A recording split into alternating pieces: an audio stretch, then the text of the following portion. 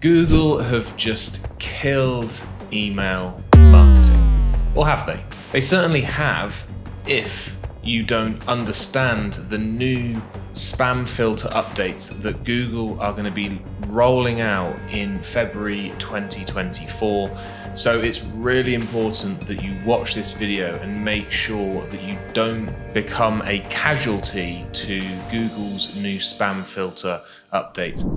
If you don't know who I am, my name is Laurence, built and scaled 2 agencies, Laurence Marketing and now Hey You, where we help other agencies to grow their business through cold email. So what are these new policies, new filters that are coming in February? Well, basically Gmail and Yahoo want to prevent their users from receiving so much spammy emails. So they have gone through a process of being able to filter out emails from companies, whether it is a cold email or whether it is a email that somebody has actively signed up for, joined a newsletter, for example. The same principles apply. Previously, there was never a threshold of spam complaints that had been actually verified, but now Google and Yahoo have come out and said that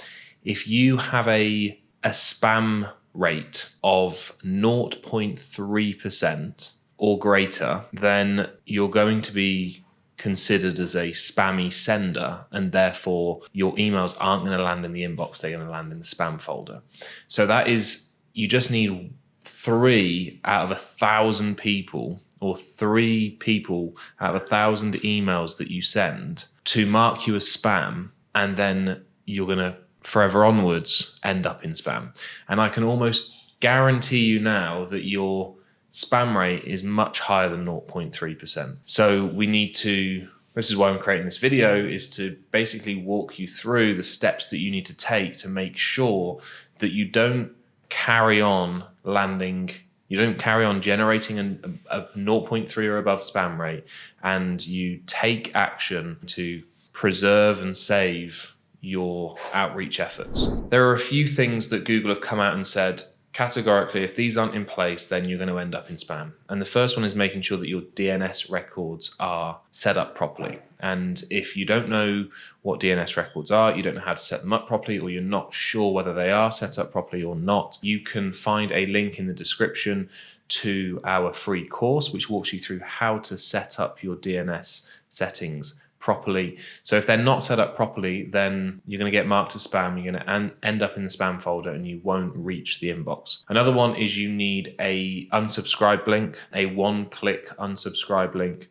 not reply to this email if you don't want to hear anymore. It's got to have an unsubscribe link. That's the news basically that Google have come out with. And so how do we as email marketers, how do we use this? How do we make sure that it doesn't negatively impact us? Well, one thing to mention is that this has really been designed to help consumers, not necessarily business owners. So if you're emailing B2B, although I do think it's going to impact you, it's not going to impact you as much as if you're B2C. So if you're B2C, then definitely need to implement all of these, and you should still do the same if you're B2B, because I do think that they will roll this out to B2B, to their actual business customers as well. So hey, just real quick, sorry to interrupt the video, but I just wanted to let you know of our brand new free course that we have just launched that takes you through how to book more appointments on your sales calendar through cold email. The course is completely free, comes with a free community as well, where there's live calls where you can ask me anything, get your questions answered. The second link in the description is going to take you to the free course, as I say, completely free. And it's going to walk you through how to get success from your cold email campaigns. So I will leave it there and enjoy the rest of the video. The first thing to do, obviously, is to make sure that your DNS settings are set up properly, to add in a one-click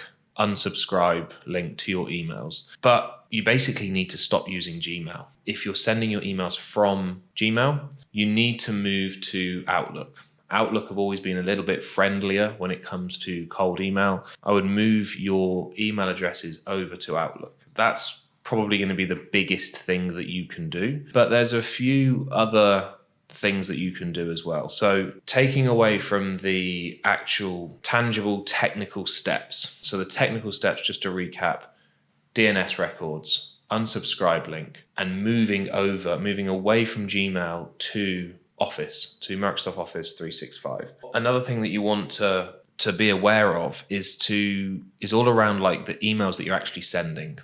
Because if you're sending an email to somebody that isn't interested in what you're offering, the likelihood is that they're going to end up in spam. It's not relatable to them. They don't care about it, so they're going to put you in spam. So a great way to avoid that is to make sure that you are really selective with who you're actually targeting. Because when you're selective with who you're targeting, hopefully the message that you send somebody is actually going to resonate with them as well. Another thing is maybe asking for permission to pitch, as opposed to going in and all guns blazing. And another way that very clever way that I heard of is to increase the number of warm-up emails that are being sent. Because if you think about it, just for ease of maths, let's say you're sending out 100 emails through warm-up from an email address every single day. And then let's say you only use that email address to contact 10 or to send 10 emails per day. So you're sending 110 emails per day from a particular email address. And you know that 100 of those 110 are definitely not going to get marked as spam because they're all warm-up. You're actually only concerned about those 10 emails that you're sending out. So you're actually allowed a 3% spam complaint rate from those 10 people because it's being diluted by your warm-up volume. And although, 110 is not a great ratio, but that's going to allow you to actually have a much higher spam rate threshold than Google kind of thinks. But it is not all doom and gloom, because Google and Yahoo only make up about 30% of email addresses. So if you get a higher than a 0.3% spam rate from a different email service provider, that's not going to count. It's not going to get influenced into what Gmail and Yahoo think. So it's not all doom and gloom, but they are the things that you must implement before the rollout in 2024, February, I believe, in order to make sure that you are compliant and that you're not going to end up in the spam folder. So check out our free course that walks through how to set up the DNS settings properly. Make sure that you're subscribed to the channel to keep up to date with any new releases, any new features, any new news, and we'll be walking you through how to basically make the most of it and make sure that your emails continue landing in the inbox. Hope you found this video useful. If you have, give it a thumbs up, hit that subscribe button, and I will see you on the next one.